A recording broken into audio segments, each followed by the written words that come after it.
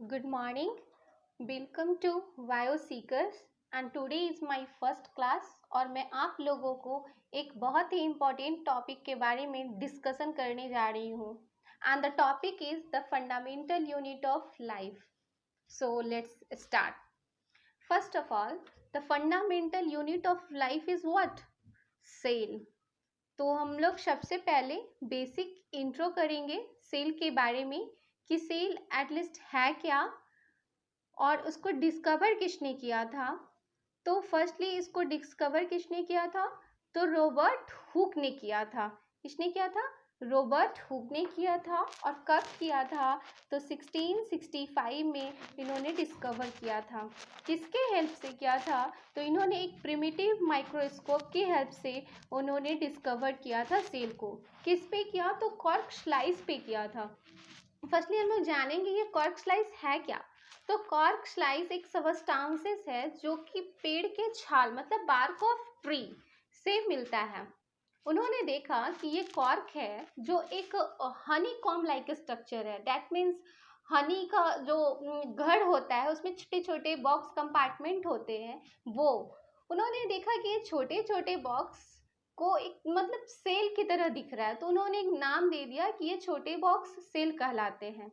Cell क्या है? तो सेल एक लैटिन वर्ड है जिसका मीनिंग होता है अ लिटिल रूम, एक छोटा सा घर, उसको कहते हैं हम लोग मतलब सेल।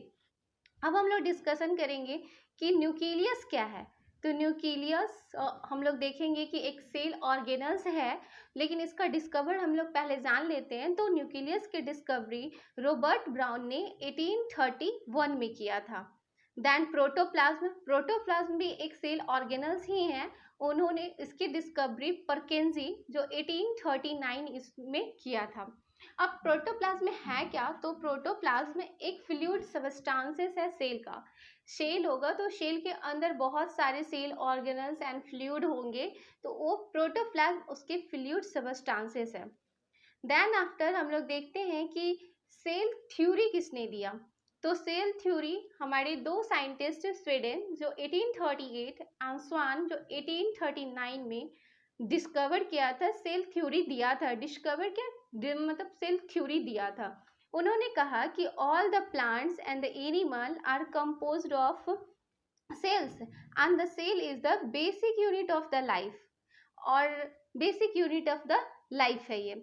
तो ठीक है, उन्होंने ये डिस्कवर कर दिया कि सारे प्लांट्स है और एनिमल है वो सारा क्या होता है? कंपोज्ड होता है सेल से ही मिलकर के बने होते हैं, और सेल ही हमारे लाइफ का बेसिक यूनिट है, फर्स्ट मतलब पार्ट है। लेटर उसके बाद उन्होंने एक नया साइंटिस्ट आया विरकॉस जो 1855 में उन्होंने डिस्क्राइब किया या एक्सप्लेन किया कि all cells arise from pre existing cells. That means सभी सेल जो है वो अपने ही पहले जो एग्जिस्ट सेल है उससे ही अराइज हुए हैं। और एक छोटा सा टॉपिक है इलेक्ट्रॉन माइक्रोस्कोप जो 1940 ईस्वी में डिस्कवर हुआ, और इसके बारे में ज़्यादा डिस्कशन नहीं करेंगे हम लोग क्योंकि एक माइक्रोस्कोप है जो 1940 में आया। इसके बाद सेल के बारे में पढ़ना और समझना ज़्यादा इजी हो गया था। उसके बारे में पूरे बेसिक फुल इंफॉर्मेशन जानने लगे थे हम लोग। अब हम लोग देखते हैं कि एक एग्जांपल लेते हैं ओनियन बल्ब का। ओनियन बल्ब क्या है? तो ओनियन का जो छिला लेते हैं उसमें जो छिलका होता है ना, एक लेयर बाई लेयर, उसमें एक बल्ब को लेते हैं और फिर हम लोग देखते हैं तो हम लोग ऑब्जर्व करते हैं कि ये जो है मेड बहुत सारे साइज का मिलकर बना हुआ है। बट हम लोग जब उसको ऑब्जर्व करते हैं तो देखते हैं कि साइज भले ही डिफरेंट है बट वो सिमिलर टाइप के स्मॉल स्ट्रक्चर से मिलकर के बने होते हैं, और वो जो सिमिलर टाइप स्ट्रक्चर होते हैं वो सेल होते हैं। तो हम लोग कहते हैं कि ये जो स्मॉल स्ट्रक्चर है वो हमारे ओनियन जो से ओनियन है उसका वो क्या है? बेसिक बिल्डिंग है, बेसिक बिल्डिंग यूनिट है, और इसी स्ट्रक्चर को उन्होंने बोला कि ये सेल है। ठीक है, अब हम लोग कुछ चीज पढ़ते हैं। जैसे उन्होंने फिर ये भी बताया कि सिंगल सेल से ही हो सकता है कि बहुत सारे एक ऑर्गेनिज्म का बन जाए। नहीं भी बन सकते हैं, बहुत सारे चीज़ें। तो उन्होंने 2 टॉपिक डिस्कवर बताया। अब हम लोग पढ़ते हैं कि यूनिसेल्युलर ऑर्गेनिज्म क्या है और मल्टीसेल्युलर ऑर्गेनिज्म क्या है। तो यूनिसेल्युलर ऑर्गेनिज्म क्या है, तो जिससे एक सेल से एक ऑर्गेनिज्म का इंफॉर्मेशन हो जाए उसको हम लोग कहते हैं यूनिसेल्युलर। यूनि का मतलब ही होता है सिंगल, तो इसलिए सिंगल सेल से एक ऑर्गेनिज्म का बनना। जैसे एग्जाम्पल के तौर पे याद कर सकते हैं amoeba, chlamydomonas, paramecium, bacteria, example etc। अब हम लोग देखते हैं मल्टी सेल्यूलर ऑर्गेनिज्म। मल्टी का मतलब क्या होता है, मेनी, मतलब बहुत सारे सेल से मिलना। मतलब बहुत सारा सेल यदि एक ग्रुप में, समूह में मिल गया तो तब जाकर के एक सिंगल बॉडी का फॉर्मेशन करेगा और बहुत सारे डिफरेंट फंक्शंस को करेंगे। तो इसका एग्जाम्पल क्या क्या होगा, तो प्लांट्स होगा, एनिमल्स होगा, मेनी मोर। अब हम लोग एक नोट छोटा सा देखते हैं कि नोट में क्या है कि every multi cellular organism has comes from a single cell. जो भी हमारा जो मल्टी सेल्यूलर ऑर्गेनिज्म है वो कहाँ से आता है, तो मल्टी सेल्यूलर ऑर्गेनिज्म जो होता है वो सिंगल सेल से ही मिलकर बना होता है। एक सिंगल सेल से छोट बड़ मिलेगा मिलेगा बहुत सारा मिलकर के तब मल्टी सेल्यूलर ऑर्गेनिज्म करेगा। तो क्या है ना कि एक सेल जो है अपने आप को क्या करते हैं, डिवाइड करके अपने दूसरे टाइप का, मतलब अपने ही इस तरह का एक नया सेल का फॉर्मेशन करते हैं। सो इसलिए विर्कॉन ने कहा था कि विर्कॉन ने क्या कहा था कि सेल ऑन डिवाइड, मतलब विर्कॉन ने कहा था कि all cells arise from pre existing cells. यही बात है यहाँ पर कि सभी सेल अपने आप को डिवाइड करते हैं और फिर से अपना एक नया सेल का फॉर्मेशन करते हैं।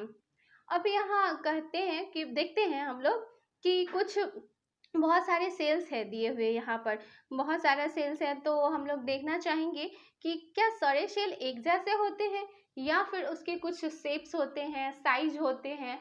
तो यहाँ कुछ एग्जांपल्स या मैंने डायग्राम के थ्रू बताना चाहा है कि जैसे कुछ एग्जांपल लिया, स्मूथ सेल्स ये कुछ लंबा सा दिख रहा है, ब्लड सेल्स ये कुछ डिफरेंट सा सर्कुलर सा दिख रहा है, नर्व सेल ये लंबा सा दिख रहा है, कुछ इसमें बहुत सारे एरिया निकले हुए हैं, और स्पर्म्स, ओवम, फैट सेल्स ये सारे एक एग्जांपल है जो ये शो कर रहा है कि बहुत टाइप्स के सेल होते हैं। सेल का कोई साइज नहीं होता, वो कोई भी शेप के हो सकते हैं, रेक्टेंगल फॉर्म में, सर्कुलर फॉर्म में, सिलेंड्रिकल फॉर्म में, मेनी शेप्स हो सकते हैं।